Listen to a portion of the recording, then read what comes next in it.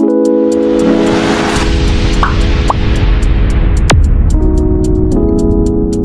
Everyone, welcome back and thank you for your support. आज के session में हम करेंगे multiple choice question with answer and explanation on the topic of pre processor.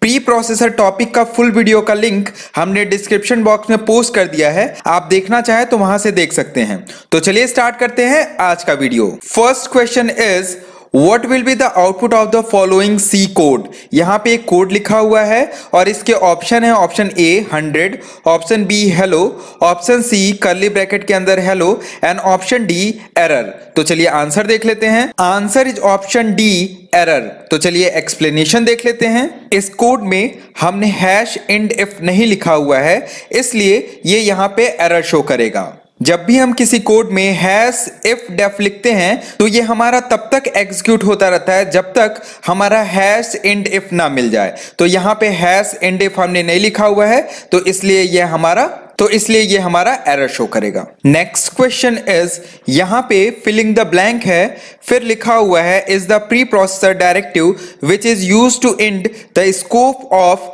Hash if def. और यहां पे हमारे 4 ऑप्शन दिए हुए हैं। तो चलिए आंसर देख लेते हैं। Answer is option C hash and if. तो चलिए एक्सप्लेनेशन देख लेते हैं। Hash if defined preprocessor directive use होता है हमारा पर्टिकुलर आइडेंटिफायर को चेक करने के लिए कि ये हमारा डिफाइन है या नहीं।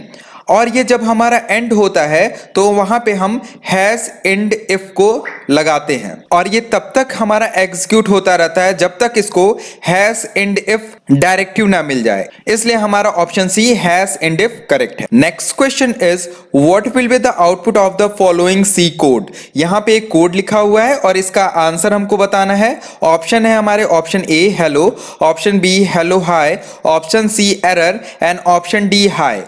तो चलिए आंसर देख लेते हैं।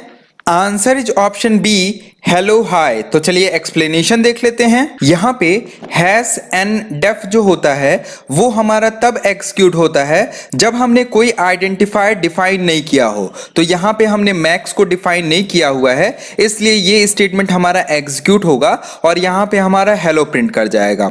इसके बाद ये स्टेटमेंट हमारा एंड हो जाएगा और इसके बाद हमारा हाई प्रिंट कर जाएगा और आंसर हमारा आ जाएगा hello hi. Next question is the preprocessor directive which checks whether a constant expression result is 0 or non-zero value and यहाँ पे हमारे 4 ऑप्शन दिए हुए हैं और हमको आंसर बताना है। तो चलिए आंसर देख लेते हैं। Answer is option A hash if. तो चलिए एक्सप्लेनेशन देख लेते हैं।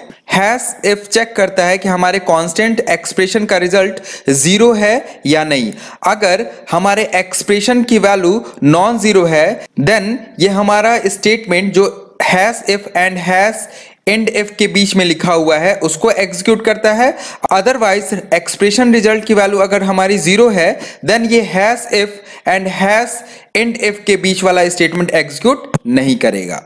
नेक्स्ट क्वेश्चन इज, यहाँ पे एक कोड दिया गया है और इसका हमको आंसर बताना है। एंड ऑप्शन है हमारे option A error, option B word, option C coding and option D coding word. तो चलिए आंसर देख लेते हैं। Answer is option D coding word. तो चलिए एक्सप्लेनेशन देख लेते हैं।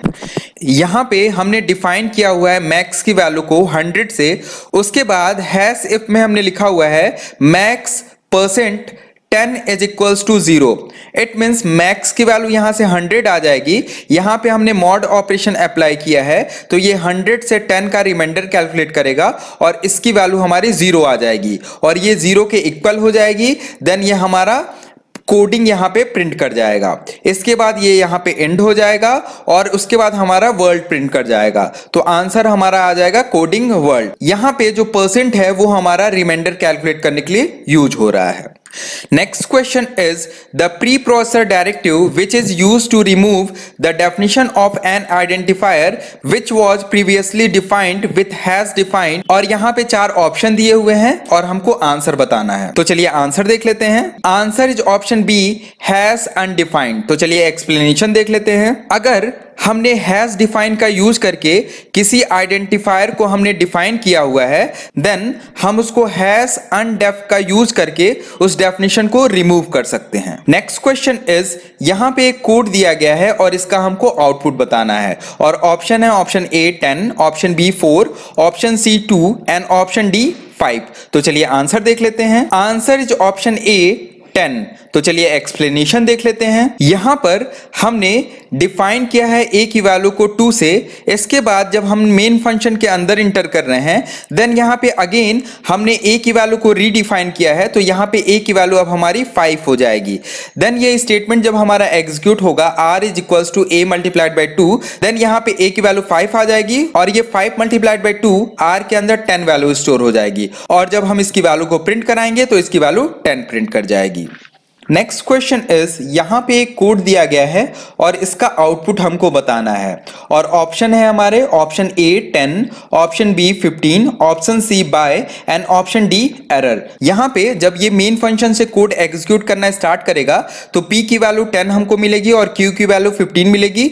ये पहला हमारा स्टेटमेंट चेक होगा, इफ 4 लेस देन 2 तो ये फॉल्स कर जाएगा और फिर ये हैज EL इफ में आ जाएगा। इसका मतलब होता है एल्स इफ, तो एल्स के बाद हमने इफ लगाया है और इसके अंदर चेक किया है 2 ग्रेटर देन -1, तो ये हमारा करेक्ट हो जाएगा और इसके बाद वाला स्टेटमेंट Q की वैल्यू जो हमने प्रिंट कराया है ये यहाँ पे प्रिंट कर जाएगा और Q की वैल्यू हमारी यहाँ 15 है, तो यहाँ पे 15 हमारा प्रिंट कर जाएगा और हमारा 15 आंसर हो जाएगा। नेक्स्ट क्वेश्चन इज, यहाँ पे एक कोड दिया गया है और इसका आंसर बताना है और ऑप्शन है हमारे option A 10, option B 20, option C error and option D 10 and 20। तो चलिए आंसर देख लेते हैं। Answer is option B 20। तो चलिए एक्सप्लेनेशन देख लेते हैं। यहाँ पे सबसे पहले हमने कोडिंग को 10 से यहाँ पे डिफाइन किया हुआ है, देन जब हम मेन फंक्शन के अंदर जा रहे हैं देन यहाँ पे हमने कोडिंग को रीडिफाइन किया है 20 से। अब हमारे कोडिंग की वैल्यू 20 आ चुकी है। इसके बाद हम जब यहाँ पे कोडिंग की वैल्यू को प्रिंट करा रहे हैं तो ये हमारा 20 यहाँ पे प्रिंट करेगा। नेक्स्ट क्वेश्चन इज, यहाँ पे एक कोड दिया गया है और इसका हमको आंसर बताना है और ऑप्शन है हमारे option A euro, option B rupee, option C dollar and option D error. तो चलिए आंसर देख लेते हैं। Answer is option C dollar. तो चलिए एक्सप्लेनेशन देख लेते हैं। यहाँ पे हमने इंडिया की वैल्यू को 1 से डिफाइन किया है, यूएस की वैल्यू को 2 से डिफाइन किया है और सीसी को यूएस से डिफाइन किया है।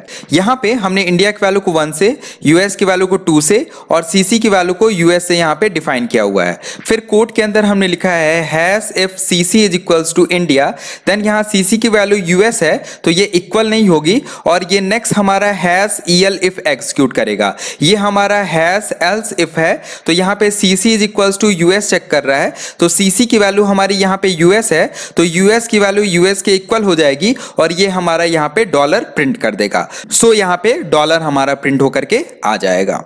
यहाँ पे हमने एक कोड लिखा है और इसका आउटपुट बताना है और ऑप्शन है हमारे option A 25, option B 1, option C 5 and option D error. तो चलिए आंसर देख लेते हैं। Answer is option B 1। तो चलिए एक्सप्लेनेशन देख लेते हैं। यहाँ पे हमने एक फंक्शन SQR जिसके अंदर x आर्गुमेंट है, इसको x मल्टीप्लाइड बाई x से हमने डिफाइन किया हुआ है। देन प्रोग्राम के अंदर हमने यहाँ पे इंटीजर टाइप का एक वेरिएबल a1 लिया है और यहाँ पे a1 इज इक्वल्स टू लिखा है 25 अपॉन SQR 5। तो यहाँ पे जैसे ही SQR 5 आएगा ये यहाँ पे जाएगा और ये 5 मल्टीप्लाइड बाई 5 यानी 25 कैलकुलेट कर देगा और 25 अपॉन 25 की वैल्यू हमारी 1 आ जाएगी और यहाँ पे a1 की वैल्यू हमारी 1 प्रिंट कर जाएगी। सो ऑप्शन बी करेक्ट है 1। तो आज के सेशन में इतना ही। नेक्स्ट सेशन में हम लोग करेंगे multiple choice question with answer and explanation on the topic of increment and decrement operator. तो अगर आपने अभी तक मेरा चैनल सब्सक्राइब नहीं किया है देन प्लीज सब्सक्राइब कर दीजिए और बगल में बने हुए बेल आइकन को भी जरूर प्रेस कर दीजिएगा और वीडियो को लाइक, कमेंट एंड शेयर करना मत भूलिएगा। तो मिलते हैं नेक्स्ट सेशन में। Thank you.